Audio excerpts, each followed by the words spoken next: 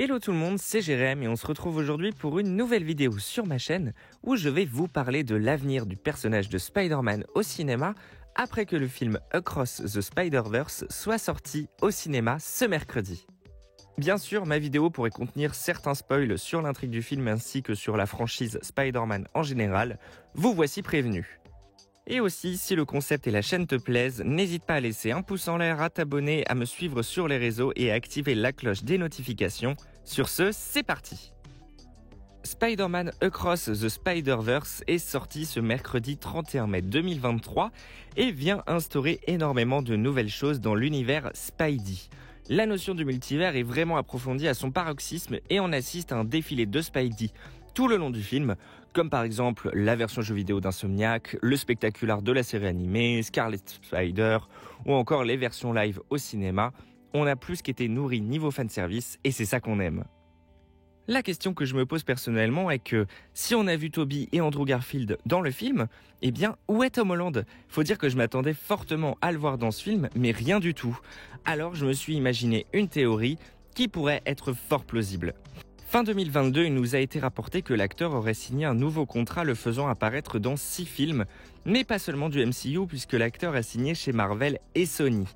Ce qui signifierait donc que maintenant que Sony crée son propre univers Spider-Man avec Venom, Morbius, etc., il se pourrait que l'acteur passe une tête aussi dans les films de cet univers et non plus uniquement dans le MCU. Si je vous parle de tout ça, ce n'est pas par hasard puisque, pas plus tard que ce même 31 mai 2023, dans la soirée, Amy Pascal, la boss de Sony Pictures, a annoncé la préparation de 2 nouveaux films en live-action qui ne sont ni plus ni moins que Spider-Woman et Miles Morales.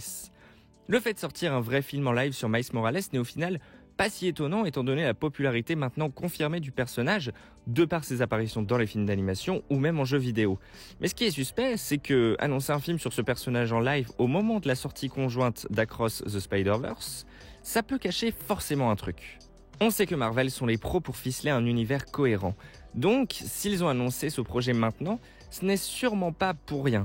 En effet, pour ce qui est du 4e film Spider-Man du MCU avec Tom Holland, ce dernier n'a toujours pas été tourné et est même pour le moment en pause scénaristique et ne sortira donc pas avant au moins début 2025.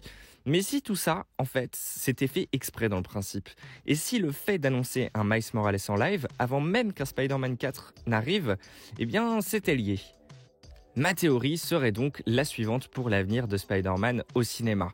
Selon moi, la suite à Across à sortir l'année prochaine en avril 2024 et qui s'appellera Beyond the Spider-Verse, qui n'est pas un nom hasardeux selon moi puisque ça signifie au-delà, ce sera l'occasion peut-être ici de clôturer la trilogie d'animation, mais aussi d'amener sûrement à la version live de chez Sony en exportant peut-être Miles Morales soit directement dans son film solo avant Spider-Man 4, soit directement dans le film Spider-Man 4 avec Tom Holland, par un moyen quelconque afin d'introniser parfaitement et au grand public le personnage. Un acteur réel serait donc casté pour le rôle, et plusieurs pourraient faire l'affaire largement, puis aux côtés de Tom Holland pourraient partager l'affiche ensemble, et ainsi rivaliser parfaitement niveau hype à ce qui a été fait avec les 3 acteurs originaux dans No Way Home. Ainsi, si le Spidey de Sony arriverait dans le MCU, il serait possible que le Spidey du MCU arrive aussi pleinement dans l'univers Sony afin d'aider Miles à réparer les impacts du multivers dont on a déjà un peu vu l'impact à la fin de Morbius, notamment avec le vautour.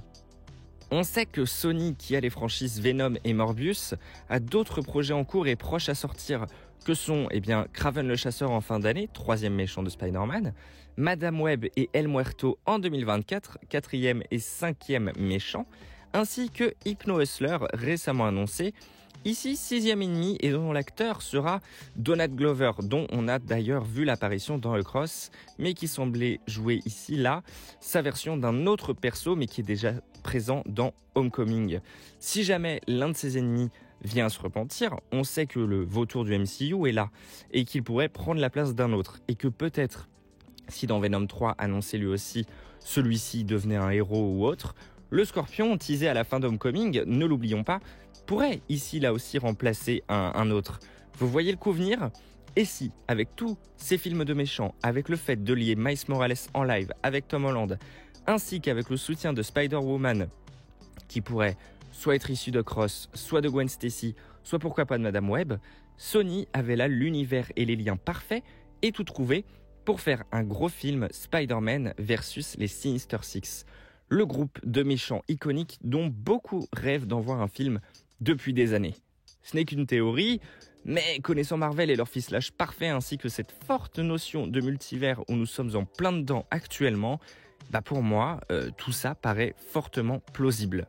Sans oublier aussi que des séries sur Silk, une Spider-Woman, et sur Spider-Man Noir, dont on a là aussi vu la version dans New Generation, sont en préparation par Sony pour aller sur Prime Video. Je sais pas vous, mais moi je sens le gros truc arriver, et comme je vous l'ai dit plus tôt, le contrat de 6 films de Tom Holland coïnciderait donc entre ses films solo, les futurs Avengers, et peut-être du coup les collabs avec Sony. Donc voilà, n'hésitez pas à me dire ce que vous en pensez et si pour vous l'univers de Spidey au cinéma a encore de très beaux jours devant lui. Laissez un pouce en l'air et abonnez-vous si vous le souhaitez. Et nous on se retrouve très vite pour une nouvelle vidéo. Allez, salut tout le monde!